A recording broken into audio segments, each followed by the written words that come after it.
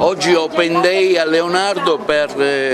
far vedere alle persone le varie offerte didattiche che la scuola offre, tra cui ce n'è una di ultimissima novità. Sì, oggi un pomeriggio straordinario in cui abbiamo aperto le porte del nostro liceo all'utenza del territorio, abbiamo registrato tantissimo entusiasmo, tanta curiosità, ma anche tanta consapevolezza della qualità della nostra offerta formativa. I ragazzi sono rimasti attratti sia da tutti i laboratori che sono stati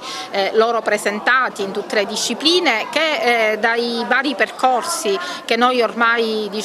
attraverso un'ampia e variegata offerta proponiamo all'utenza. Un momento in cui abbiamo cercato incontrando i genitori, che per noi il privilegio più grande sicuramente è stato questo, abbiamo cercato di trasmettere quello che è il senso di appartenenza di una scuola che è proiettata nel futuro attraverso un'attenzione massima all'innovazione, ai processi di innovazione continua, una scuola che fa ricerca, una scuola che sa che la formazione delle giovani generazioni è una cosa seria.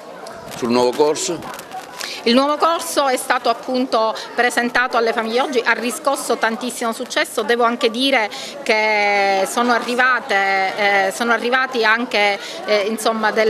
degli ospiti che non dovevano neanche iscrivere i figli, sono venuti semplicemente per incontrarci e chiedere informazioni su questa nuova opportunità del Liceo Scienza dei Dati e Intelligenza Artificiale che nasce oggi al Liceo Leonardo, un'opportunità che sicuramente implementerà i nostri rapporti con l'università, ma i rapporti soprattutto con aziende che oggi sono leader in questo settore.